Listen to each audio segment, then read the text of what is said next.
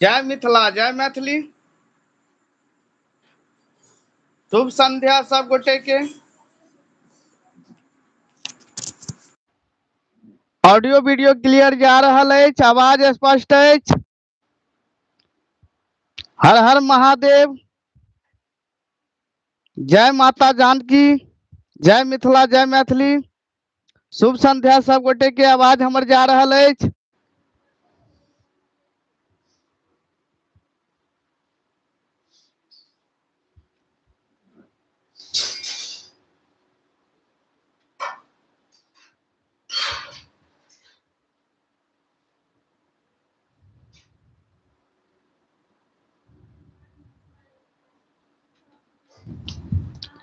आवाज क्लियर या? पहले ही कहू आवाज क्लियर या?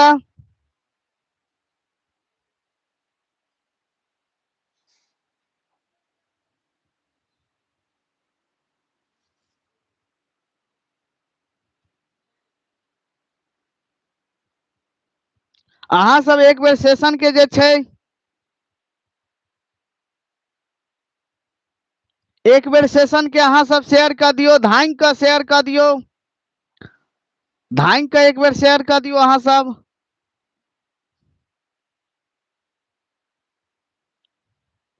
माँ भगवती, माँ जानकी सब गोटे के पास क देथिन, सब गोटे सफल भ जायब, सब गोटे के स्टेट निकल जायत। प्रश्न अहाँ के सोझा में अछि, अहाँ के सोझा के समक्ष देखियो। अतीत कथा संग्रह लिखने छथि और जे हम महामैराथन में करवा रहल छी, लगभग में यह सब रहत। अहाँ सब स्टेट के तैयारी करू, स्टेट के तैयारी जे छै से आराम से अहाँ सबके निकल जायत। स्टेटक लेल अहाँ सब चिंता नहीं करू, बीपीएससी में अहाँ सब धांग के तैयारी करब। अतीत कथा संग्रह लिखने छथि। ऑप्शन भ गेल मायानंद मिश्र, दोसर भ गेल हरिमोहन झा, तेसर भ गेल उमानाथ झा हैत। देख लियो एठाम कनी टाइपिंग मिस्टेक छै। उमानाथ झा या अमरनाथ, हाँ उमानाथ झा। एतऽ ऑप्शन में अहाँ के उमानाथ झा राखू। उमानाथ झा, अमरनाथ झा, अमानाथ झा किनको नाम नहीं छै मैथिली साहित्य में, तै लके हम कहलौं उमानाथ झा। की हेबाक चाही? उमानाथ झा। अमरनाथ झा छै किनको नाम? नहीं किनको नाम छै। ईशनाथ झा, ई चारू में से की हेबाक चाही? अहाँ सब धड़धड़ा दियो। मुदा मजा नहीं आबि रहल या। एक बेर जे छै से अहाँ सब सेशन के जे छै से शेयर कर दियो, धांग के शेयर करू, धांग के अहाँ सब एक बेर शेयर कर दियो।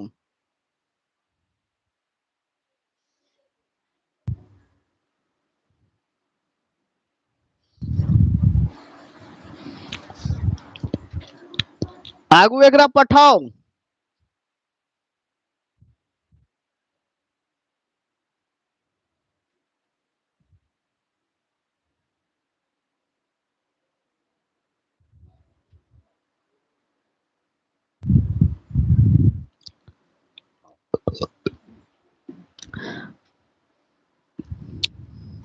एमे बहुत गोटे बहुत बढ़िया जवाब दऽ रहल छन, बहुत बढ़िया जवाब दऽ रहल छै। अपन टाइम आएगा। जी जी बिल्कुल आयत, बिल्कुल आयत, अपना टाइम आएगा। बिल्कुल आयत, बिल्कुल आयत। उमानाथ झा, उमानाथ झा लिखने छै। प्रियंका कुमारी 3 देने छै। जयप्रकाश सिंह जी, उमानाथ झा, पूनम कुमारी 1 आ 3। 1 3 कुना हेतै? अच्छा 1 के 3। अजय पंडित जी, अच्छा हाँ हाँ, बहुत दिनक बाद एलौं। एक्चुअली समस्या के समस्या छलै अहाँ के। एखनो हम आधा घंटा से जुड़े के प्रयास कर रहल छी, 7 बजे से जुड़े के प्रयास कर रहल छी, मुदा हमरा एतेक अनुभव नहीं है लाइव सब के, तै लके हम 4-5 बार लाइव गेलौं, 4-5 बार जे छै से पुनः जे छै से कट गेलौं वीडियो के, तखन हम लास्ट में जुड़लौं। या तो मैथिली के सेशन छै, औरो चैनल के तरह जे छै से मैथिलियों के सेशन जे छै से आगू होबाक चाही। तो हम बेसी समय नहीं लेब। एकर उत्तर भ जायत अहाँ के उमानाथ झा।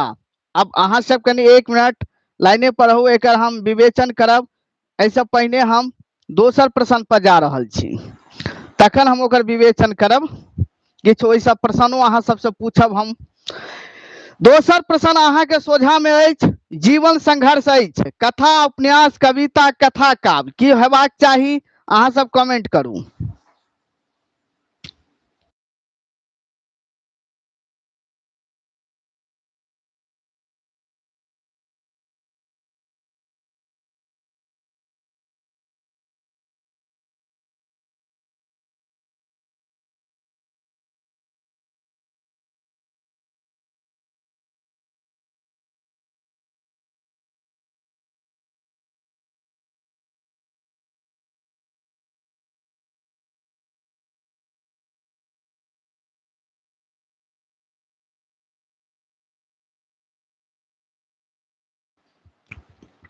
देखियो एहिमे बहुत गोटे जे छथि एक एक एक दऽ रहल छनि, एक एक एक, बहुत बहुत बढ़िया, बहुत नीक, बड़ नीक, बड़ नीक, बड़ नीक, बड़ नीक, बड़ नीक, बड़ नीक। एक बेर और धधरा दियौ कनी, हे प्रयास करू। देखियो बहुत विद्यार्थी एहन छनि जिनका अपन जे चैनल छै ओ हुनका लग, जे विद्यार्थी तैयारी करबाक छै जिनका, हुनका लग तक नहीं पहुंच पाबै छथि। मैथिली में सब गोटे मिलजुल के रहू, कोनो दिक्कत नहीं छै, सबके भऽ जायत, जतेक सीट रहते सबके भऽ जायत, तैयारी करे वाला विद्यार्थी सबके भऽ जायत। आ जे नहीं पढ़थिन तऽ हुनका तऽ कहनाइए जे छै से, देखियो जीवन में जे छै से सफलता एके तरीका से भेटै छै, मेहनत से। हम तऽ सिर्फ अहाँ सबके खाली मार्गदर्शक छी, बाकी तैयारी तऽ अहाँ सब स्वयं कऽ रहल छियनि, हम तऽ एकटा रास्ता बतबै वाला छी। दोसर गप कि किस्मत से क्यों क्यों निकलै छै, मेहनत से सब निकलै छै, ठीक छै।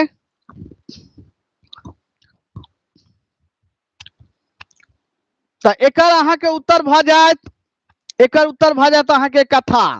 प्रश्न 1, ई जीवन संघर्ष जे अछि ई जे छै लेल गेल अछि अतीत कथा संग्रह से।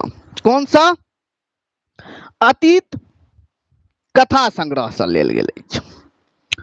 आई से पहिलुका जे प्रश्न अहाँके हम पहिल प्रश्न जे केने छलहुं, अतीत कथा संग्रह के लिखने छथि, तऽ उमानाथ झा भऽ जायत, तेसर भऽ जायत, जेकरा हम एतऽ ऑप्शन के ठीक केने रही। और ई अहाँ सब हमरा कहू कि अतीत कथा संग्रह में कतेक कथा अछि, अहाँके पाठ्यांश में कतेक कथा अछि, एक बेर कमेंट में अहाँ सब धरा दियौ। प्रश्न अछि, अतीत कथा संग्रह स, अतीत कथा संग्रह स अहाँके पाठ्यांश में कतेक कथा अछि।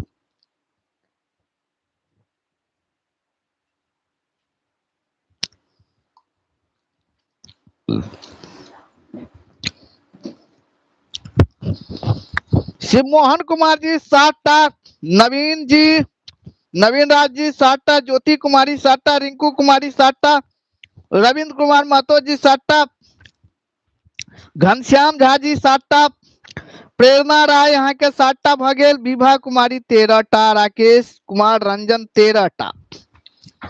पहिने क्वेश्चन के नीक से सुनियो, ठीक छै। अतीत कथा संग्रह में जे छै 7 गोट कथा अछि। कते कथा अछि? 7 गोट कथा अछि, याद राखब। ई मैथिली कथा साहित्य से पहिल यूनिट से प्रश्न अछि।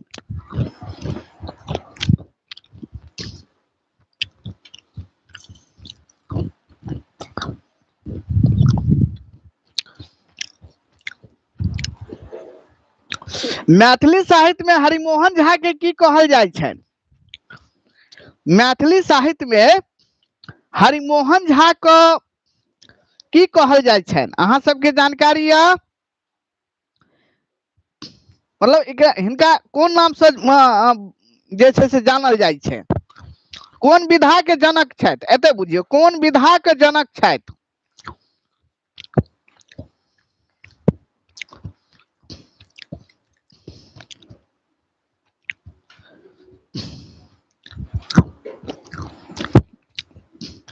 प्रेरणा राय व्यंग्य, हास्य व्यंग्य और क्यों जाने छी?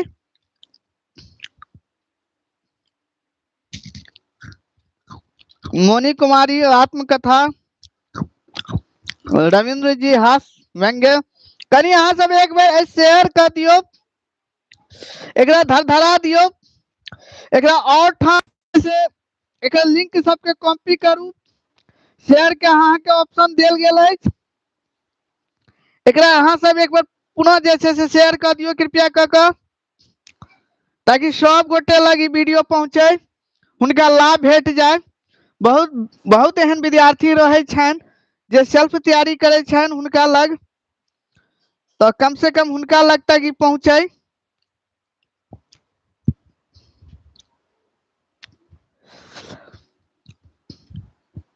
व्यंग्य साहित्य का जनक जे छै हरिमोहन झा के कहल जाय छन।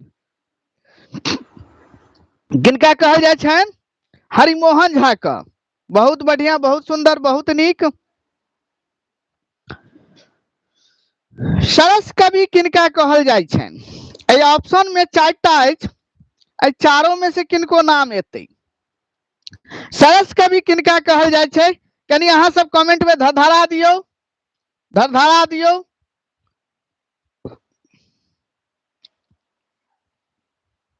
सेशन के एक बेर शेयर कर दियो, धांग के शेयर कर दियो। आई लगभग 2 घंटा तक तैयारी करेबै।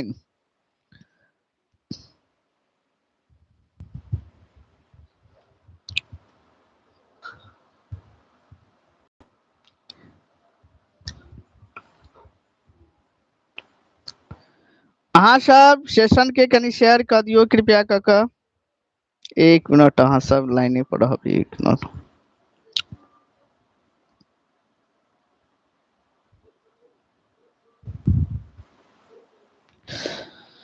बहुत बढ़िया ईशनाथ झा कहलैथ, ओना तो हमरा आंसरे बजा गेल। रिंकू कुमारी 1, ज्योति कुमारी 1, बहुत गोटे स्टार्टिंग में गलती केलौ या, मुदा हमरा आंसरे बजा गेल। ईशनाथ झा जे कि मैथिली तैयारी के छियो, नाम करी अपन वास्तविकता नाम कहू। बहुत बढ़िया, बहुत सुंदर, बड़ा नीक अहाँ जे छै से नाम अछि अहाँ के मैथिली तैयारी। कनी अपन वास्तविकता नाम दियो, बड़ा सुंदर अछि। ईशनाथ झा दिलैथ। रविंदर कुमार जी अहाँ के 4, हुनको ईशनाथ झा छै। संतोष गुप्ता जी 4, निक्कू कुमारी 4, बहुत बढ़िया। विभा कुमारी 4। अब तो सब क्यों 4 कहब, उत्तर तो हम बता दिलौ। अब अगला प्रश्न पर हम आबि रहल छी। देखियो अगला प्रश्न अछि, जीवन संघर्ष भ गेल या। तेसर प्रश्न देखू अहाँ सब। तेसर प्रश्न अहाँ के सोझा में अछि, उमानाथ झा के ई लिखल कथा संग्रह अछि, यानी कौन लिखल? अहाँ के सिलेबस में देल गेल अछि अतीत कथा संग्रह उमानाथ झा का। तो उमानाथ झा के जे अतीत कथा संग्रह छै, ई पहिल कथा संग्रह छै कि दोसर कथा संग्रह छै? पहिल कथा संग्रह छै कि दोसर कथा संग्रह छै कि तेसर कथा संग्रह छै कि चारिम कथा संग्रह छै? कृपया क के उत्तर अहाँ सब दियो। अहाँ 1 2 3 4 सेहो लिख सकै छी। बड़ा सुंदर, बहुत नीक, बहुत बढ़िया। अहाँ सब माँ भगवती करथुन, सब क्यों निकल जाओ।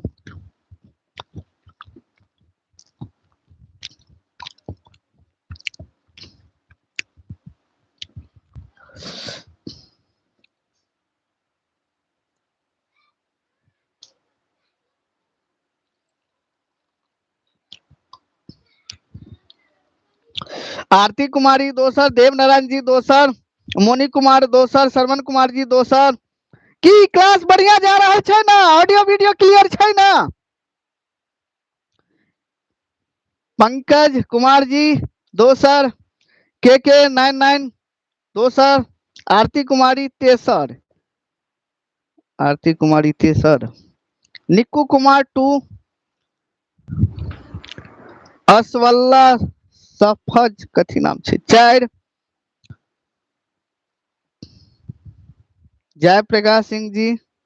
चलू बहुत बढ़िया, बहुत बढ़िया, बहुत सुंदर। अहाँ सब हौसला दियो, तखन हम आगू बढ़बै। ई अहाँ के दोसर भ गेल। ई उमानाथ झा के लिखल ई दोसर कथा संग्रह है जे कि अहाँ के सिलेबस में देल गेल है अतीत कथा संग्रह। देखियो उमानाथ झा के ई मतलब अहाँ के सिलेबस में दोसर कथा है।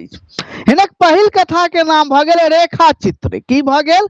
रेखा चित्र। जे कि रेखा चित्र पूछा के बहुत कम संभावना है, मुदा ई अहाँ के पूछा के बेसी संभावना है। ठीक है। उमानाथ झा के ई दोसर कथा संग्रह है। उमानाथ झा के कौन पोथी पर साहित्य अकादमी से पुरस्कार भेटल? कनी कमेंट में धरा दियो। हम 10 सेकंड के समय द रहल छी, ओतेक देर में अहाँ सब लिख लेबैन, टाइपिंग कर लेबैन।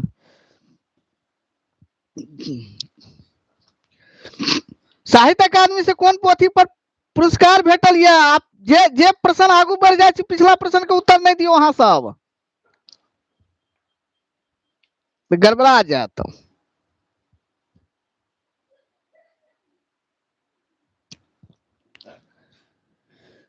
कनी एक बेर अहाँ सब लाइक कर दियो ताकि हाँ लगे जे हाँ मैथिलियो चल रहल छै। अतीत कथा संग्रह निकू कुमार, हुकुमदेव जी अतीत, मुनि कुमारी जी अतीत, अतीत अच्छा अतीत 1987 में।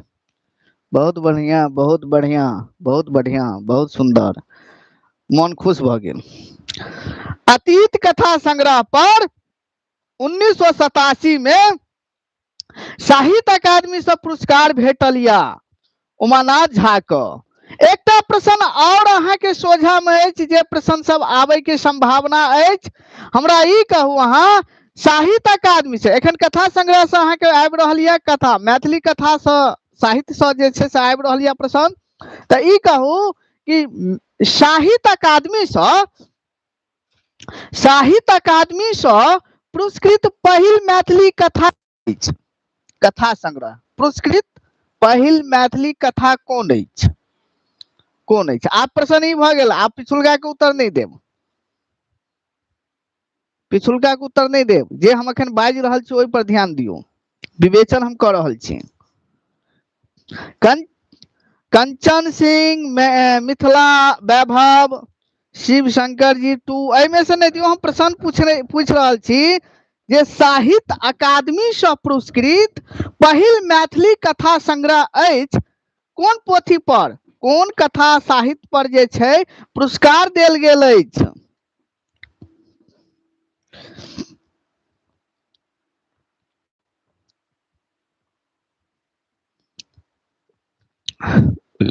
प्रेरणा राय मैथिली कथा धारा।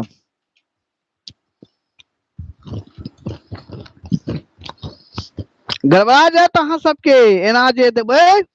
देवनारायण जी मिथिला वैभव हेतै, मिथिला वैभव।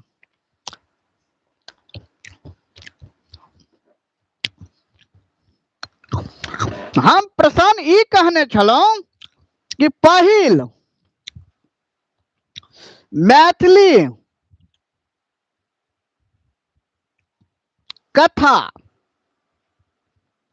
संग्रह कौन अछि पर साहित्य अकादमी से पुरस्कार भेटल या? जेमे प्रियंका चौधरी अतीत 1987 में, प्रियंका कुमारी अतीत बहुत बढ़िया, शिव शंकर महतो 1987। देखियो साहित्य अकादमी से पुरस्कृत पहिल मैथिली कथा अछि अतीत उमानाथ झा का, भेटल अछि 1987 में। चलू अब प्रश्न और पर बनाबिए, क्या आगू बढ़िए? अब हमरा ई कहू मैथिली कथा अतीत कथा संग्रह कहिया प्रकाशित भेल? अतीत कथा संग्रह कहिया प्रकाशित भेल? मिथिला वैभव जे छै साहित्य अकादमी से पुरस्कृत पहिल पोथी अछि, जे कि हम प्रश्न केने रही कि साहित्य अकादमी से पुरस्कृत पहिल कथा संग्रह और साहित्य अकादमी से पुरस्कृत पहिल मैथिली पोथी अछि मिथिला वैभव, जे कि यशोधर झा के भेटल रहे 1966 में। याद रखब एखन हम प्रश्न केने रही कि अतीत कथा संग्रह कहिया प्रकाशित भेल, जाहिमे अहाँ के मोनी कुमारी 1984, कंचन सिंह 1987, मैथिली तैयारी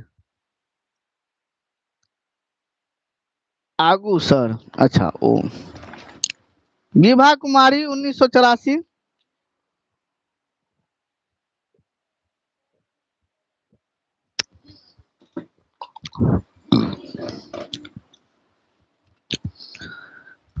राकेश कुमार रंजन जी 1986। देखियो 1984 है तो के हैत की होत 1984। बहुत बढ़िया, बहुत सुंदर, बहुत नीक अहाँ सब जवाब दिलौ। 1984 और ई मैथिली अकादमी पटना से प्रकाशित भेल छल। कतऽ से? मैथिली अकादमी पटना से, जाहिमे 13 टा कथा अछि। कतेक? 13 टा कथा अछि। अहाँके पाठ्यांश में कते कथा देल गेल अछि? 7 टा। याद राखब अतीत कथा संग्रह से। अहाँके सोझा में एकटा प्रश्न अछि, मैथिली कथा धारा के संपादक छथि। ई मैथिली कथा धारा भ गेल, एकर संपादक के छथि? शेफालिका वर्मा, कामाख्या देवी, जयधारी सिंह, अमरनाथ झा। चारिम उमानाथ झा लऽ लिया। चारिम की हैत? उमानाथ झा। उमानाथ झा की होबाक चाही? रविंद्र कुमार जी 2, कामाख्या देवी, मोनिका कुमारी, कामाख्या देवी, ऋतुराज 2, यानी सब गोटे कामाख्या देवी पर दऽ रहल छनि। पूनम सिंह 2, प्रियंका चौधरी, कामाख्या देवी, निर्जा रेणु। बहुत बढ़िया, बहुत सुंदर, बहुत नीक, मजा आबि गेलैथ। 40 गोटे लाइव जुड़ रहल छथि, कम भेलै? मैथिली में 40 गोटे एखन लाइव छै। अहाँ सब चाही तऽ एकरा और बढ़ा सकै छियै। कृपया कऽ के एकरा एक बेर और शेयर कऽ दियौ, कतौ कतौ शेयर करू एकरा, जते गोटे जुड़थिन।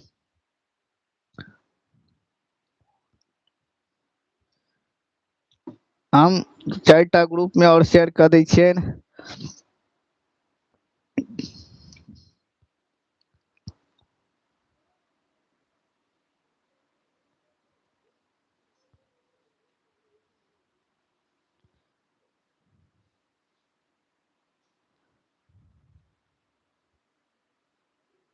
एक मिनट, बीपी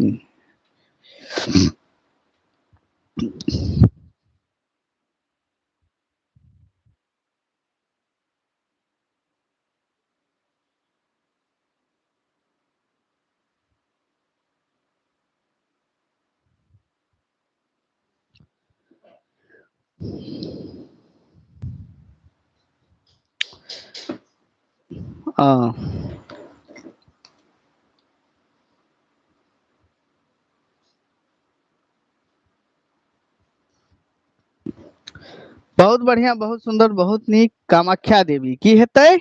कामाख्या देवी। ई कामाख्या देवी के मौलिक पोथी अछि कि संपादित पोथी अछि? कृपया अहाँ सब कमेंट करू। ई कामाख्या देवी के मौलिक पोथी अछि कि संपादित पोथी अछि? एक बेर धड़धड़ा दियौ अहाँ सब।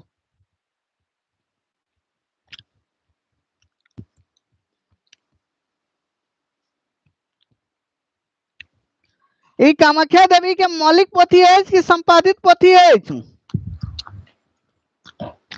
प्रियंका चौधरी संपादित, पंकज जी संपादित, प्रेरणा राय संपादित, सीमा घनश्याम झा जी संपादित, श्रवण कुमार जी संपादित, विभा कुमारी संपादित, मोनी कुमारी संपादित। बहुत बढ़िया, राकेश जी संपादित। यानी ई संपादित पोथी अछि, ठीक छै। बहुत बढ़िया, बहुत सुंदर। हरि जी संपादित। बहुत बढ़िया, बहुत सुंदर। और जतेक अहाँ के सिलेबस में देल गेल अछि विद्यार्थी लोकनि अहाँ सिलेबस एक बेर नीक से पढ़ के जाब। प्रीवियस ईयर क्वेश्चन जे अछि 2023-24 के ओकरा अहाँ सब नीक से पढ़ लेब। जे विद्यार्थी के 19 तारीख के एग्जाम या जे विद्यार्थी के पेपर 2 के हमरा लगे शायद 8 के कहने रहथिन, हाँ अगला महीना में, ओ जते गोटे छे आब जे छे उनका लग समय कम या ज्यादा दिमाग नहीं लगाब, पोथी पतरा पर बेसी नहीं जाब, प्रीवियस ईयर क्वेश्चन देखू, मॉक टेस्ट लगाओ।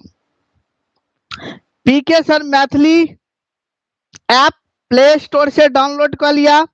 ओता 9th 10th 11th 12th के टेस्ट सीरीज देल गेल अछि, टेस्ट देल गेल अछि, खाली टेस्ट लगाओ, ओहि के अलावा किछ नहीं करबाक छै। ठीक छै, चलू अब हमरा एकटा प्रश्न और अछि एठाम से। एठाम से हमरा प्रश्न ई अछि कि मैथिली कथा धारा में कुल कतेक कथा अछि? मैथिली कथा धारा में कुल कतेक कथा अछि? राकेश कुमार जी 19,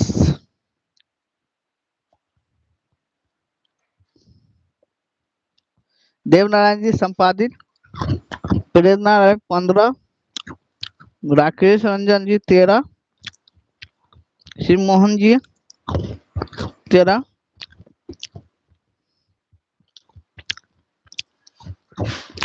अधिकतर बेसी अहाँ का 15 द रहल छी, जे कि एकर उत्तर बहुत नीक कतेक हेतै? 15 हेतै। मैथिली कथा धारा में कुल कतेक अछि? 15 टा अछि। कुल कतेक अछि? 15 टा।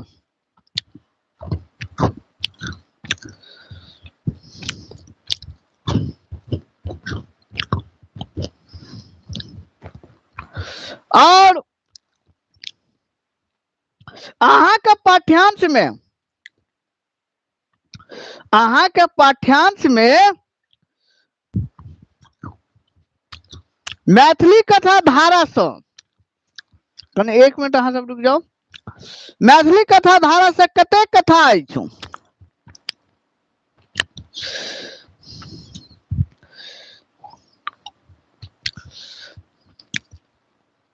मैथिली कथा धारा से 1 मिनट कने यहाँ से कतेक कथा अछि अहाँ के पाठ्यांश में?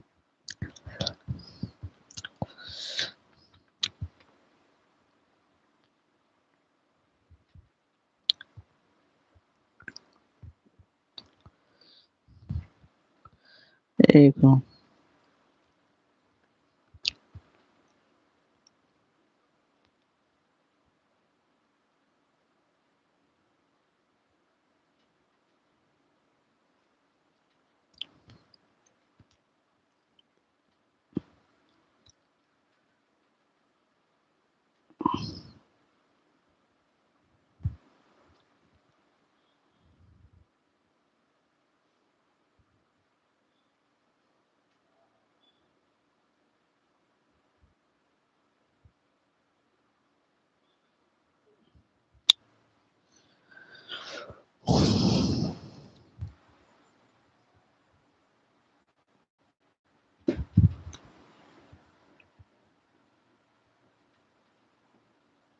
बहुत बढ़िया, बहुत सुंदर।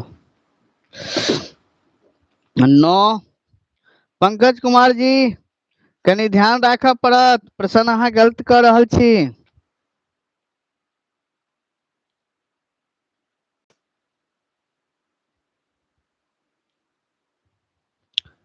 ठीक छै, मैथिली तैयारी सर कखन खा नहीं नहीं खाए नहीं रही छे, कनी भुजा उजा छले, कनी मुंह में ध लेलिए, कोनो दिक्कत नहीं छे।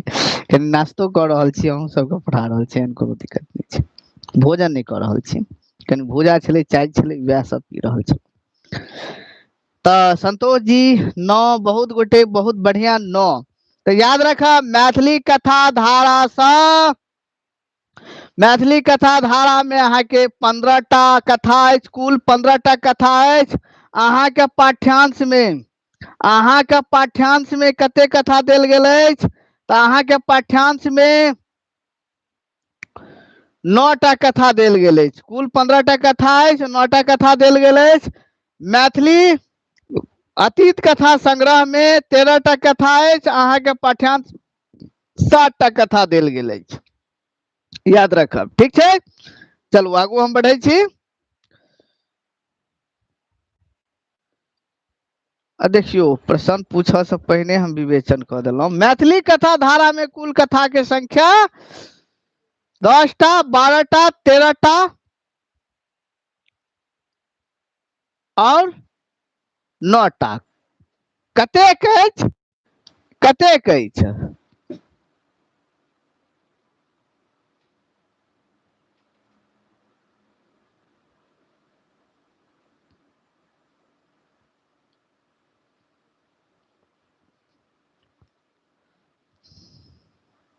हाँ तो 9टा तो कहलौं हम, 9टा छै अहाँ के पाठ्यांश, मतलब पाठ्यांश देल गेल अछि, ओय में 9टा छै। चलू पूनम कुमारी जी, पूनम सिंह 15टा, प्रियंका चौधरी 15टा, सब गोटे 15टा। वेरी गुड, बहुत बढ़िया, 15टा। चलो एहि प्रश्न से हम आगू बढ़े छी। दिगंबर पात्र अछि, देखियो अहाँ का दिगंबर पात्र अछि, प्रश्न अहाँ के सोझा में अछि। दिगंबर पात्र अछि, दिगंबर पात्र अछि मायानंद मिश्र के कथा में, दिगंबर पात्र अछि मायानंद मिश्र के कथा में, राजमोहन झा के कथा में, ललितक कथा में और गंगेश गुंजन कथा में। किनका में अछि? कृपया अहाँ सब ऑप्शन दियो, जल्दी दियो। 6 का 3, 6 का 3।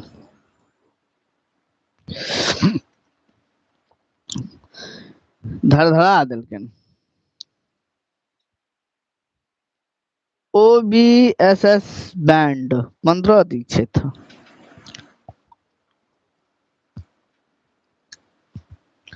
में अहाँ के उत्तर भ जात ललित, हम बेसी समय नहीं लेब। ई अहाँ के दिगंबर पात्र अछि ललितक कथा में, ठीक छै।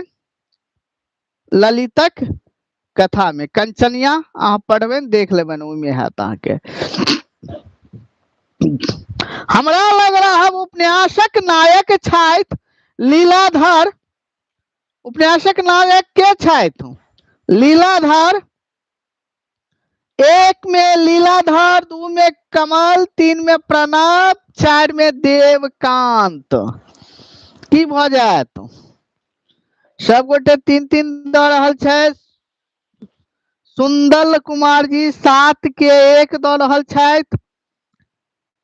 शिव मोहन कुमार जी के तो नाम नहीं ला सके छी हम, किछ किछ गोटे के 3-3-3-3 द रहल छथि। पूनम कुमारी 3, प्रणव, बहुत बढ़िया, बहुत सुंदर, बहुत नीक। प्रणव की हेतै? प्रणव, प्रणव भ जेतै। नायिका के नाम कहू। हमरा लग रहा उपन्यासक नायिका के छथि? नायक के तो नाम कह देलियन प्रणव, नायिका के छथि? जो याद अछि तो अहाँ सब कमेंट करू, नायिका के छथि? विनय जी, हाँ अहूँ के लेबै नाम, अहूँ दियो उत्तर दियो। हाँ, शिव मोहन कुमार जी शीला, ज्योति कुमारी शीला, शीला शीला शीला दीक्षित, शीला, शीला दीक्षित ओ दिल्ली के जो मुख्यमंत्री छलन ओ नहीं छन, दोसर शीला छन। शीला के हेतन? शीला। हमरा लग रहा उपन्यासक नायिका छथि शीला, अछि शीला, ठीक छै। शीला, बहुत बढ़िया, बहुत सुंदर। हमरा लग रहा उपन्यास कतेक भाग में विभाजित अछि? हमरा लग रहा उपन्यास कतेक भाग में विभाजित अछि? प्रश्न अहाँ के समक्ष सोझा में ही राखल गेल छै। वैसे रिलेटिव जे भी प्रश्न अबै छै हम अहाँ के बतौने जाइ छी, अहाँ सब कमेंट करियो, एकटा उत्साह बढ़ै छै अहाँ सबके, ठीक छै। क्या थ्योरी एखन थोड़ी न चलते, एखन तो ऑब्जेक्टिवे चलते ने, वह ऑब्जेक्टिव पर विवेचन कल जाय छै। थ्योरी तो अहाँ के पेड क्लास सब में तो चलल छल। बाकी आप नव विद्यार्थी छी, उनका लेल एकमात्र रास्ता है प्रीवियस ईयर क्वेश्चन देख लिया और टेस्ट सीरीज लगाओ। बहुत बढ़िया। 3-3-3 अश्वल राशि 3 बता रहा छथि। रविंद्र कुमार जी 2 भाग में, पंकज सिंह 2 भाग में, रविंद्र कुमार जी महतो 2 भाग में, और संतोष जी वो तो शीला तो बीत गए यो, आबे पर आओ ना। शीला अखन अहाँ टाइप कर रहल छी। प्रियंका कुमारी 2, कंचन जी, कंचन सिंह 2, निक्कू राय 2, आदित्य कुमार जी 3 जी। नहीं, हम प्रश्न की कहने रहिए, हमरा लग रहा कतेक भाग में विभाजित है? 2 भाग में विभाजित है। कतेक भाग में? 2 भाग में विभाजित है। हाँ 1900 या सुंदर कुमार जी 1900 ओ अच्छा अच्छा, अहाँ पेडो क्लास लेने छन की? सुंदर कुमार जी पेडो क्लास लेने छन की? सुंदर नाम से तो हमरा लग नहीं क्यों विद्यार्थी छन। ग्रुप में जुड़ल छी? एक मैथिली एकेडमी ग्रुप है अपन, व्हाट्सएप ग्रुप। बहुत बढ़िया, मजा आ गए अहाँ के।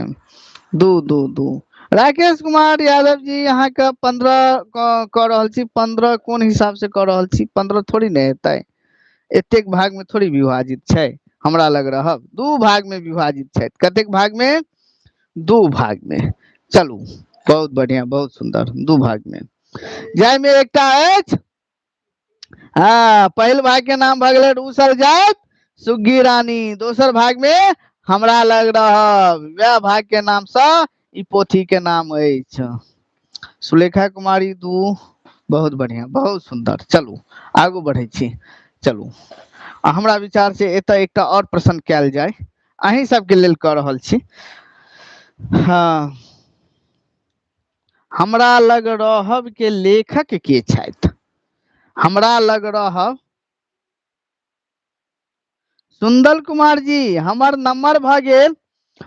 शायद हमरा लगे यहाँ ग्रुप में नहीं जुड़ल छी। अहाँ आई पर अपन मैसेज कऽ देबनि, अहाँ के लिंक पठा देल जात।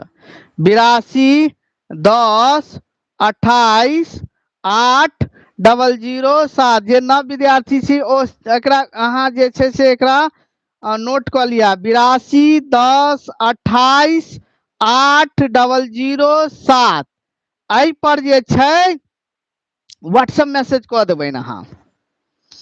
प्रभास कुमार चौधरी मजा आबि गेल। प्रभास कुमार चौधरी तऽ के छथि? प्रभास कुमार चौधरी। बहुत बढ़िया, बहुत बढ़िया। प्रभास कुमार चौधरी, बहुत बढ़िया, बहुत सुंदर। चलू आगू आब हम बढ़े छी। 8म प्रश्न अहाँ के भ गेल 9 बजे रात तक जुड़बेन। अहाँ सब रहबै तो हम 9 बजे रात तक जुड़बेन, आ नहीं अहाँ सब सुत रहबै तो हमहू जाके सुत रहबेन। कल्पू मिश्र पात्र छथि? कल्पू मिश्र पात्र छै। ऑप्शन 1 भ गेल नवतुरिया में, 2 भ गेल कन्यादान में, 3 भ गेल पृथ्वीपुत्र में, 4 भ गेल पारो में। पृथ्वीपुत्र नवतुरिया में, कन्यादान में, पृथ्वीपुत्र में, पारो में। सब क्यों अहाँ के 3-3-3-3 दऽ रहल छै, यानी पृथ्वीपुत्र पंकज कुमार जी पृथ्वीपुत्र, पंकज सिंह जी पृथ्वीपुत्र, शिवमोहन जी पृथ्वीपुत्र। मजा आबि गेलै। विद्यार्थी सब बढ़ल जाय छथि अहाँ के 60 टा समथिंग, अहाँ के 59 टा विद्यार्थी एखन लाइव आबि गेल छथि। कनी एक बेर धड़धड़ा दियो एक बेर जे छै अहाँ सेशन के जे छै से शेयर कर दियो, सेशन के शेयर कर दियो। स्टेट निकाले के छै, फोड़े के छै, तोड़े के छै। योगानंद जी आबि गेलथि। हाँ योगानंद जी आबि गेलथि। 3 अहाँ के पूनम सिंह 3, सुलेखा कुमारी 3, बहुत बढ़िया। देव नारायण जी, राजकमल चौधरी नहीं हेते यो। पृथ्वीपुत्र में कल्पू अछि। पृथ्वीपुत्र में कल्पू यानी पृथ्वीपुत्र में पृथ्वी एकटा आंचलिक उपन्यास है जकर लेखक अहाँ के भ गेल ललित ई मिथिला मिहिर में 1964 में प्रकाशित भेल छल और 1965 में जैसे पुस्तक के रूप में प्रकाशित भेल। 1984 में मैथिली अकादमी पटना से प्रकाशित भेल। याद रखब जगह भूमिका लिखने छथि रमानाथ झा, जाय में कल्पू मिश्र केकर ढोरवा छलै, मैथिली में ढोरवा जे कहल जाय छै, ढोरवा ढोरवी केकर ढोरवा छलथि, कल्पनाथ, मोनी कुमारी कल्पनाथ। कल्पू मिश्र केकर ढोरवा छलथि, एकर जे छै से ई अहाँ के जे छै से ककरो प्रेमिका छलथि, ई बिजली के शिव मोहन जी बिजली के। बहुत बढ़िया, बहुत सुंदर, बहुत नीक पढ़ा रहल छै। बिजली के, हाँ बिजली के, बिजली बिजली नायिका भ गेल और स्वरूप नायक भ गेल। मैथिली ढोरवा ढोरवी कहल जाइ छै, नहीं के जे ढोरवा ढोरवी, ठीक छै। तब देखियो आ पृथ्वी पुत्र के जे छै एकटा और चीज अहाँ के, ललित जे छै से किनका से प्रभावित छल,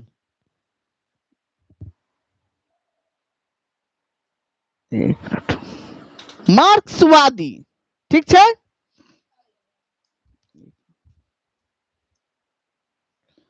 चलू अब अहाँ के भ गेल।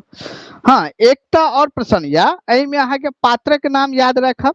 बिजली भ गेल, कल्पू मिश्र भ गेल जे कल्पनाथ, कल्पू मिश्र कल्पनाथ, गेना भ गेल, बेनी भ गेल, बीसी चोर, बीसी चोर बिसेखी पासवान, ठीक छै।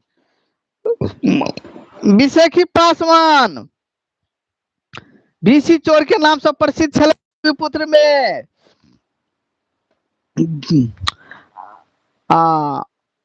एकटा गप हमरा ई कहू अहाँ सब के छै,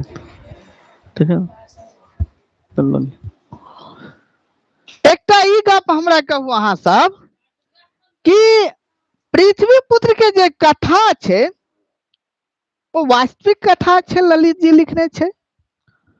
मार्क्सवादी बहुत बढ़िया, बहुत सुंदर। पृथ्वी पुत्र के जे कथा छै ओ कोन जिला के आ कोन धारक कछेक पर बसल जे गाम छै ओतऽ के कथा छै। कोन धार, कोन नदी के धार के जे छै से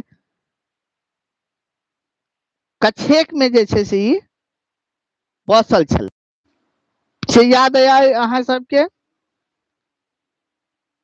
पूर्णिया जिला का, हाँ पूर्णिया जिला का धाई सन कमेंट कह दिलिए अहाँ के।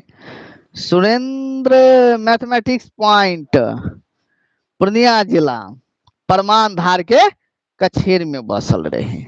पूर्णिया जिला का, पूर्णिया जिला, पूर्णिया, बहुत बढ़िया, मजा आ गया था के।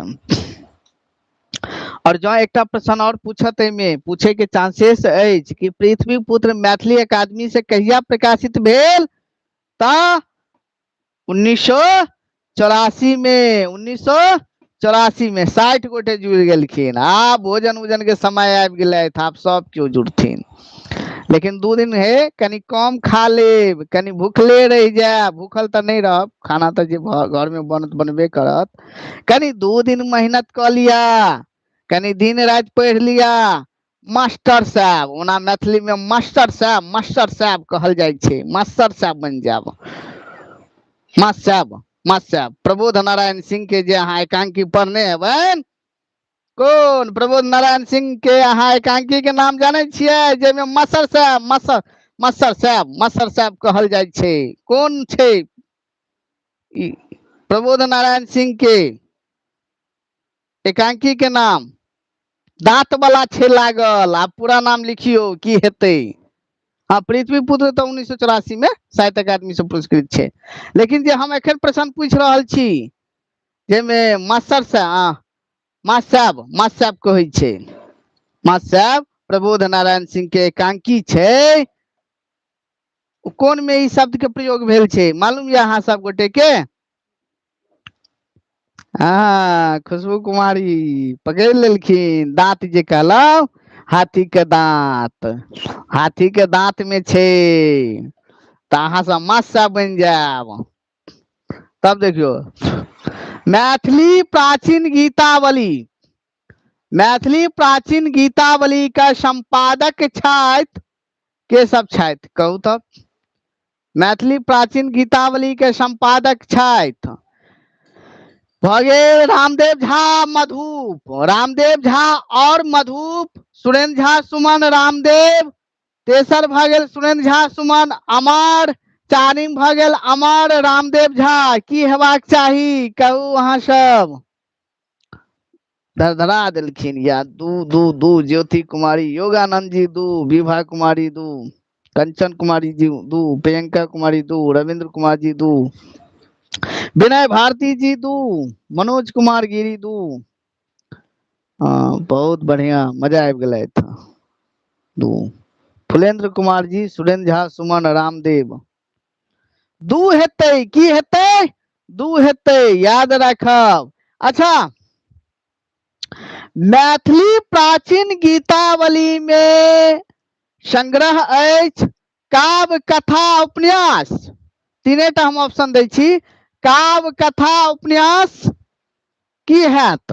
काव्य कथा उपन्यास 1 2 3 सेहो कह सकै छी। मैथिली प्राचीन गीतावली में संग्रह अछि काव्य कथा उपन्यास।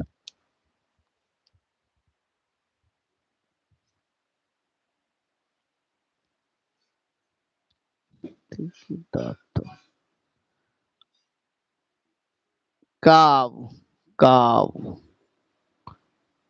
निक्कू कुमार जी का, मोनी कुमारी, पंकज कुमार राजपूत, काव्य हेतै। की हेतै? काव्य, काव्य याद रखब। एकर अहाँ के संपादक आ प्रश्न इहो पूछ सकैया कि मैथिली प्राचीन गीतावली के संपादकक संख्या कतेक अछि? तो दूटा। कैटा? दूटा। मजा आबि गेलै। 64 गोटे लाइव जुड़ गेलखिन। एक बेर और धांग के जे छै से अहाँ सब कनी जे छै लाइक क दियौ, देखे जे कते गोटे लाइक करै छथि। दिव्या कुमारी दू, भारती कुमार, भरत कुमार दू, बहुत बढ़िया। अब प्रश्न, हाँ दू भाग में दूटा संपादक छथि, दूटा संपादक। चलू एकटा मैथिली प्राचीन गीतावली पर और एकटा विवेचन क दै छी। मैथिली प्राचीन गीतावली का भूमिका लिखने छथि, भूमिका के लिखने छथि से कहूं। भूमिका लिखने छथि मैथिली प्राचीन गीतावली का भूमिका लिखने छथि। धरा दियो अहाँ सब।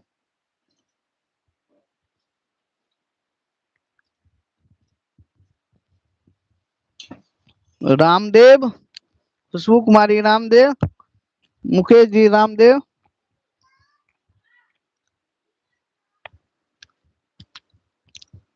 भरत कुमार जी। ऐप जे छै ना, प्ले स्टोर पर चल जाओ, पीके सर मैथिली अहाँ लिखियो, PKSIR सर मैथिली लिखियो, अहाँ के डाउनलोड भ जात, मोबाइल से जुड़ जाब।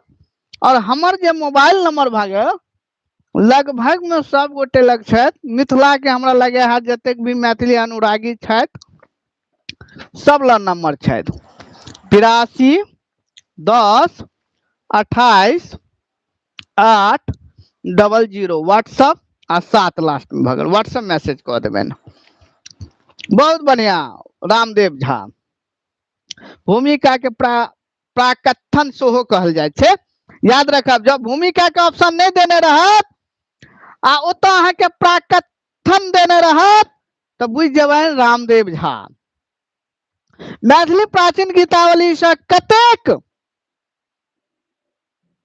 कवि का काव्य अहाँ के पाठ्यांश में अछि, या यानी ई एकटा मैथिली प्राचीन गीतावली जे छै से ई अहाँ के पद सब जे छै ओकर संग्रह कऽ के जे छै सुरेंद्र झा सुमन आ रामदेव झा जे छै से एकरा संपादित क के प्रकाशित करौलथि। एहि में अहाँ के पाठ्यांश में कते कवि अछि? अहाँ के पाठ्यांश में हम अहाँ के पाठ्यांश पूछलहुँ, कुल नहीं पूछलहुँ, सेहो ध्यान रखियो की बाजै छी आ की टाइप करै छी अहाँ सब। अहाँ के पाठ्यांश पूछलहुँ। 7 7 7, फुलेंद्र जी 7, कंचन जी 7, राकेश कुमार यादव जी 7, प्रियंका कुमारी 7, मनोज जी 7, सरस्वती कुमारी 1, विभा कुमारी 7, कुमारी दिव्या भारती 7, प्रियंका चौधरी 7, प्रेरणा राय 7, शिव 7, शिव मोहन जी 7, देवनारायण रामदेव झा, रामदेव झा नेम डॉट डबल हो गया है, क्या कोई दिक्कत भी होगा? नहीं, दिक्कत नहीं है। एकरा अहाँ एग्जाम दऽ दियो, एग्जाम देला के बाद जे छे से एफिडेविट अहाँ सब बना के जे छे से एक बार एकरा करेक्शन करवा ले। मुदा फिलहाल तो आप तो समय कम या, यदि अहाँ के पेपर 1 के एग्जाम 19 तारीख के या तो 19 तारीख के आ नहीं पेपर 2 के या तो एखन समय या, एक बार अहाँ ऑफिस से संपर्क कर लेबेन। उना दिक्कत किछ नहीं या, ओ टेक्निकल अहाँ के इशू केने हेते, बाद में ओकरा सुधार क देल जेते, नहीं कोनो दिक्कत छे। संजय कुमार जी 7, चलू 7 या। जो अहाँ के पूछत कि मैथिली प्राचीन गीतावली से अहाँ के पाठ्यांश में कते कवि अछि त 7 टा, कुल कते कवि अछि त 19 टा, याद रखब। संपादक के अछि त सुरेंद्र झा सुमन आ रामदेव झा, कतेक संपादकक संख्या अछि त 2 टा, ठीक छे, प्रश्न याद रहल तो। काल्हो हम जुड़ी की भिनसर में जुड़िए 10 बजे कहब अहाँ सब तो एक बार और महा मैराथन करते, यूट्यूब पर एना जरूरी छे, क्या कि देखियो अहाँ सब यूट्यूबे के माध्यम से हमरा लग अहाँ सब जुड़लिए या, और मैथिली के विकास जे छे से एखन धरि लगभग में 300 से बेसी अहाँ के विद्यार्थी एठाम से जे छे से निकललखिन, और आज तक हमरा लग जे भी विद्यार्थी यूट्यूब देखियो, यूट्यूब एकटा एहन माध्यम छे से अहाँ के घर घर में जे छे से मैथिली अहाँ के पहुंचल के, आ हम नहीं कह रहल छी, अहूँ सब बुझे छे कि यह यूट्यूब के माध्यम से आज विद्यार्थी साइंस से छोड़ के मैथिली राख रहल छथि, लेकिन वह में एक आध दूटा विद्यार्थी एहन रहे छे, सब विभाग में रहे छे, बुझलौं। लेकिन अहाँ सबके सपोर्ट रहते तो हम आगू बढ़े जेबे, एकरा बढ़ावे जेबे, आ नहीं रहले सपोर्ट तो हमू रोजी रोटी में कतो लाग जाब। तो देखो अब चलू हम एत जे छे 11 11 12 प्रश्न पर आबि जाओ। प्रभास कुमार चौधरी के जन्म कहिया भेल? प्रभास कुमार चौधरी के जन्म कहिया भेल, एहि पर अहाँ सब एक बेर देखियो।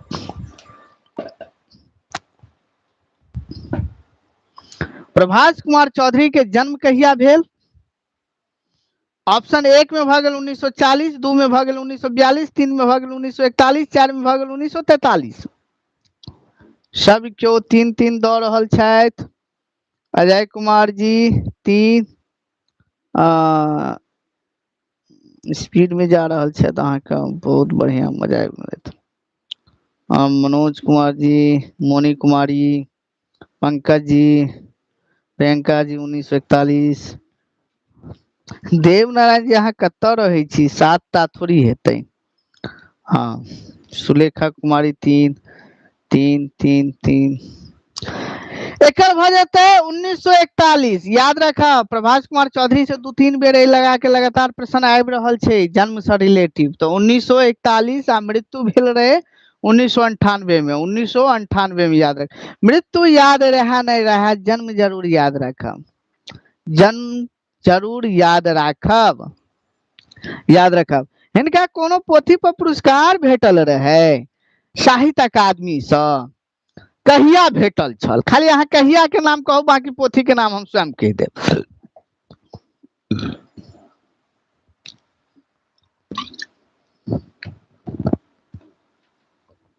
हुकुम देव जी 1998 में, योगानंद बाबू 1998 में, मनोज कुमार जी प्रभाषक कथा 1990 में,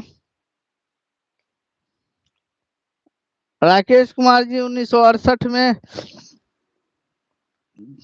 1941 में। देखो प्रश्न जो पूछलिए वो विद्यार्थी बुझ गेलखिन, विनय भारती 1941 में। हाँ प्रशांत, ई वाला के तो तखने अहाँ के जवाब देबाक छल। अहाँ सब लाइव जुड़ल रहबे तखने अहाँ बुझबे, बुझलहुँ। ओहि के दौरान हम किछु प्रश्न सब सेहो पूछे छियै, ओहि प्रश्न के उत्तर देनाइ बहुत अनिवार्य रहे छै अहाँ का। ठीक छै, तो 1990 जते गोटे अहाँ सब देलहुँ या प्रभाषक कथा पर पड़ल छै। प्रभाष कुमार चौधरी के प्रभाषक कथा पर 1990 में पुरस्कार भेटल छै, याद राखब। चलू आबि जाओ अगला प्रश्न पर, अगला प्रश्न पर आबि जाओ। हम अहाँ के काल्हि पुनः जुड़े छी, कियाकि काल्हि मान लिया केओ रास्ता में रहब, केओ घर पर रहब, तो मोबाइल में देख लेब। हम कोलका जे टाइम राखे छी अहाँ सब नोट कर लिया, हम 10 बजे लाइव जुड़ जाब। 10 बजे हम डायरेक्ट लाइव जुड़ब, लिंक ग्रुप में पठा देब। और अहाँ सब कारण छै कि हम पहले से जे शेड्यूल बना ले छिए लाइव के, तो हमरा ई होय छै कि पहिनुका वाला पर चालुए नहीं होइत रहे छै। कृष्ण जन्म में कथा वर्णित है विद्यापति का हरिवंश पुराण सा, कथा पुराण सा, कर्म पुराण सा, जाहिमे सब गोटे जवाब दऽ रहल छथि। दू दू दू दू दू दू दू दू। बहुत बढ़िया, बहुत बढ़िया। सी कुमारी, दिव्या कुमारी, योगानंद जी, मनोज कुमार जी, सुरेंद्र मैथमेटिक्स पॉइंट सब दौड़ रहल छै। कंचन कुमारी बहुत बढ़िया। 69टा विद्यार्थी लाइव जुड़ गेलखिन। चलू बहुत बढ़िया, बहुत सुंदर। आब 66 पर आबि गेलथि। जे देखियो एहिमे एखन जते विद्यार्थी जुड़ल छी 100% 100% सबटा तैयारी वाला विद्यार्थी छै अहाँ के। हरिवंश पुराण से, कतऽ से? हरिवंश पुराण से लेल गेल छै। मुदा एकटा प्रश्न और आबि जायत, कृष्ण जन्म का लेखक छथि, कृष्ण जन्म के लेखक छथि, कृष्ण जन्म के लेखक छथि। हम 10 सेकंड के अहाँ के समय दऽ रहल छी। निक्कू राय मनबोध, सुरेंद्र कुमार जी मनबोध, सीमा मनबोध, GS मनबोध, शिवमोहन कुमार मनबोध, फुलेंद्र कुमार मनबोध, कुमारी दिव्या मनबोध, महिमा झा मनबोध, ज्योति कुमारी मनबोध, सुलेखा कुमारी मनबोध, प्रेरणा मनबोध, यानी मनबोध। मनबोध हेतै, मनबोध। याद राखब एकटा प्रश्न और अछि अहाँ के समक्ष, प्रबंध काव्य के जनक के छथि? प्रबंध काव्य के जनक के छथि? प्रबंध काव्य के जनक के छथि? प्रबंध काव्य के जनक के छथि? मनबोध, खुशबू कुमारी मनबोध, निक्कू कुमारी मनबोध, प्रेरणा राय मनबोध, पूनम कुमारी मनबोध, अजय कुमार जी मनबोध, प्रियंका चौधरी मनबोध, सुरेंद्र मैथमेटिक्स, रामानाथ झा मनबोध। मनबोध हेतैन। कृष्ण जन्म प्रबंध काव्य के लेखक छथि मनबोध। प्रबंध काव्य के लेखक ने जनक, प्रबंध काव्य के जनक भ गेल मनबोध। प्रबंध काव्य हमरा कहबाक चाही, पता ना हम की बाजि देलिए। प्रबंध काव्य का जनक छथि मनबोध। आ प्रबंध काव्य में पहिल महाकाव्य आबैया कृष्ण जन्म, भाषा के शैली से कृष्ण जन्म। हरिवंश नाम से जे छै सबसे पहिने एहि कृष्ण जन्म के जे छै ग्रियर्सन साहब जे छै 1882 में जे छै से प्रकाशित करौने छलथि। कते? 1882 में सबसे पहिने हरिवंश नाम से प्रकाशित करौलथि। और ई अहाँ के 18 अध्याय में विभाजित छै। आ 18 अध्याय में सबसे पहिने एकरा के विभाजित प्रकाशित करौलथि? 18 अध्याय में सबसे पहिने एकरा के प्रकाशित करौलथि?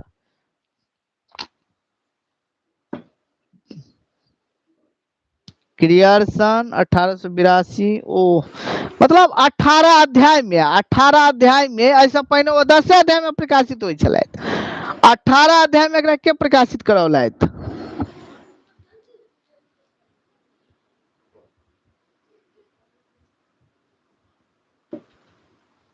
बस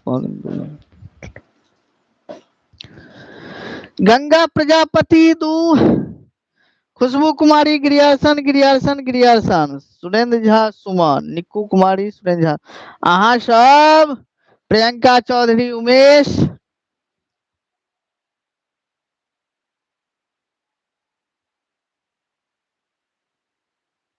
डॉक्टर जयकांत मिश्र रमानाथ झा महाकाव्य के संज्ञा देने छथि।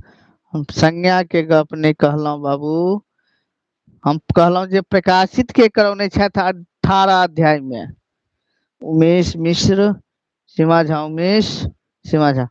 देखियो सीमा अहाँ कन्फर्म नहीं छी, या तो उमेश मानू या तो ग्रियर्सन मानू, की बुझलहुं, कोनो एकटा। मामा उमेश मिश्र, महामहोपाध्याय उमेश मिश्र 18 अध्याय में 1934 में प्रकाशित करौने छलथि। तकर बाद सुरेंद्र झा सुमन 1970 में, आ पुनः मैथिली अकादमी से 80 में सुरेंद्र झा सुमन प्रकाशित करौने छलथि। ठीक है, ये 18 अध्याय में विभाजित कृष्ण जन्म महाकाव्य थिक। चलू अगला प्रश्न अछि। पृथ्वी पुत्र उपन्यास पहिल बेर प्रकाशित भेल मिथिला मोद, मैथिली हित साधन, मिथिला मिहिर, मिथिला। ऑप्शन अहाँ के समक्ष, अहाँ के सोझा में राखल गेल अछि। मिथिला मोद, मैथिली हित साधन, मिथिला मिहिर, मिथिला। यानी कौन पत्रिका में सबसे पहिने प्रकाशित भेल छल, जाहिमे सब गोटे धड़धड़ा रहल छथि। 3-3-3 मिथिला मिहिर।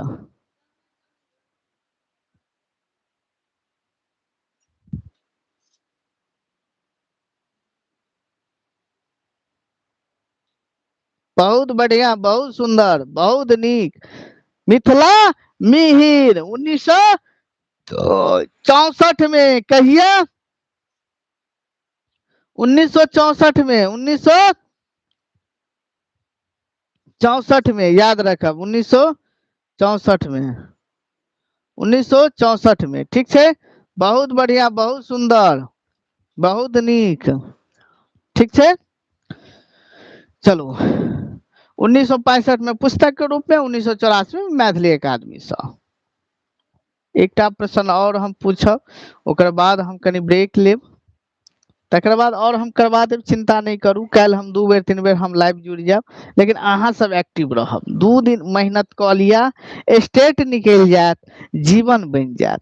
अई बेर नहीं त कहियो नहीं, अई बेर नहीं त कहियो नहीं। मौका देल गेल अछि, सरकार देखियो किनको भी बनते, लेकिन जे भी जे मान लिया वैकेंसी सब छै यहाँ के बीपीएससी, लेकिन हमरा जहां तक उम्मीद लाग रहल या कि स्टेट अहाँ सबके देखियो फास्ट स्टेट लॉ लेलक तो बीपीएससी लेबे करत, किनको सरकार बनते, चाहे वो नीतीश बाबू के बने। हम एत राजनीति के गप या चर्चा नहीं करब, जे यह बन जेता हम भगवान नहीं छिए, जनता जिनका चाहथिन उनका बनौथिन। लेकिन क्यों बनत बीपीएससी यहाँ का, हमरा ज्यादातर उम्मीद लागे या कि नवंबर में जो अहाँ के सरकार बन जाइया, तो ये मोटा मोटी दिसंबर के लपेट में एक नोटिफिकेशन निकाल देत, बीपीएससी 4 लेत। ये हम अखनो कह रहल छी, 5 के अखन कोनो भरोसा नहीं है, लेकिन 4 एकरा एहि ल के लेवा पड़ते, मजबूरी छै, क्याकि ऐसे पहले स्टेट करबेलकै या नवका स्टेट भ रहल छै, तो एहि ल के जे छै से बीपीएससी लेनाइ बहुत जरूरी है। बहुत विद्यार्थी देखियो परेशानी भ जाइया, लास्ट में अहाँ सब क्लास ज्वाइन करे छे या तैयारी करे छे, तो भोजा बेर में कुम्मर डूबे तो फरबे करत कि सर्वे करत। तै लक स्टेट के तैयारी करके आओ, एग्जाम द के आओ, अनुभव देख लियो, अपना अनुभव शेयर करब। हम ओना एक बेर स्टेट के अहाँ सबके एग्जाम भ जाते, एक बेर पुनः हम लाइव जुड़ब अहाँ सबके, और तैयारी बीपीएससी में लाग जाब, क्या बीपीएससी के सिलेबस बहुत पैघ छै, बहुत पैघ छै। तै लक जे बीपीएससी सबके हल्का नहीं लियो, कोनो भी एग्जाम होइ छै, एग्जाम के हल्का नहीं लियो, क्या कि अहाँ सब अहाँ भेलिए विद्यार्थी, अभ्यर्थी, अभ्यर्थी कहले गेले, कोनो भी सिलेबस आसान नहीं होइ छै, ओकरा नीक से तैयारी करबे तो हल्लुक रही छै।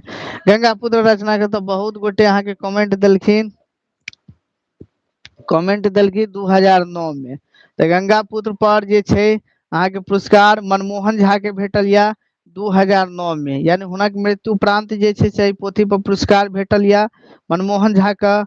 और साहित्य अकादमी में मनमोहन झा का कौन कथाकार के रूप में चिन्हल जाय छै, एक बार कमेंट कर दिया। अब हम समाप्त करब के बाद।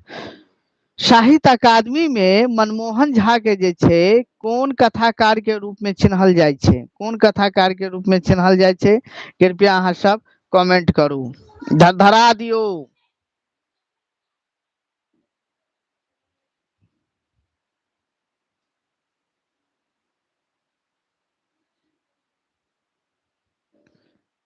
टा विद्यार्थी में जो किनको जानकारी अछि, प्रियंका चौधरी। प्रियंका बहुत बढ़िया अहाँ जवाब दऽ रहल छी, ओना सब जवाब दऽ रहल छथि, बहुत बढ़िया। सबसे पहिने नो खुशबू कुमारी, प्रियंका कुमारी, ई सब जना लागि रहल छै सबटा हमर पेडे विद्यार्थी छथि अहाँ के। अरुण कुमार जी, जीवन झा, आदित्य कुमार जी 2009, नूर, सीमा, इहो तो अहाँ के जते विद्यार्थी लगभग में में हमरा लगेया जे 90% अहाँ के पेडे विद्यार्थी छै, 99%। नूर, संतोष जी नूर, बहुत बढ़िया। नूर कथाकार के रूप में, विशुद्ध कथाकार के रूप में राजमोहन झा का, नूर कथा के रूप में मनमोहन झा का। ठीक है, कनी आप बेसी समय भ गेल, क्या बाजे छै त कनी अहाँ के कंठ दुखाई छै, तो हम जे छै क्या लाइव क्लास छै, आब देखते हेबे अहाँ सब जे यूट्यूब पर और क्लास वाला सब कहत जे सर 3-3 घंटा क्लास दे, अरे ओ मर्ज क के दै छै, 4टा 5टा क्लास के की करे छै ओ ज्वाइंट क दै छै, बुझलौ। ओते हमरा टेक्नोलॉजी एखन नहीं मालूम या, ओते हमरा टेक्नोलॉजी नहीं मालूम या, तै ल क बुझ गेलौ।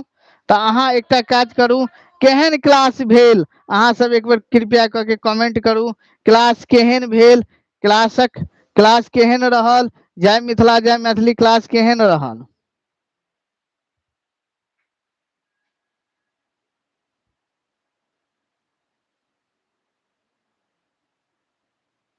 चलो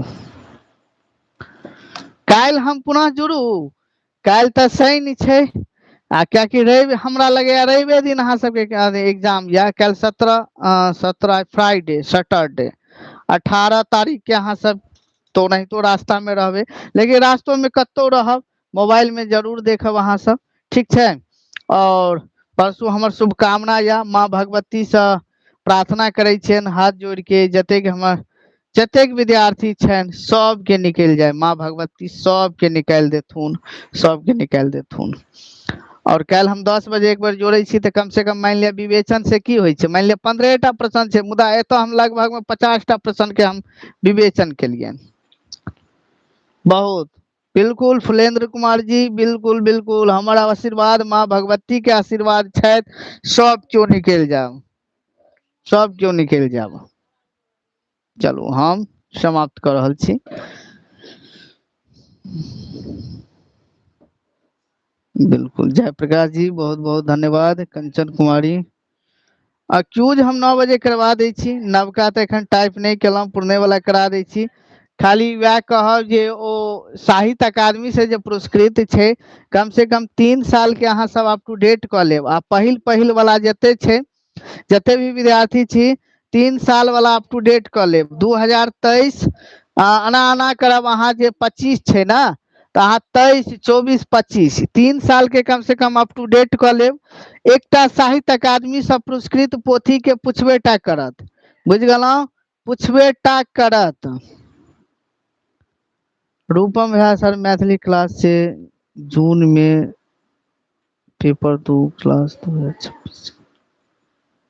यूजीसी नेट के जे छै से बीच में हम स्टेटे लगे हम क्लास में नहीं जुड़लिए, आइयो छले क्लास, उनका सबके हम मैसेज क देलियन जे आई क्लास में हम नहीं जुड़ब, आई कनी हम लाइव जा रहल छी।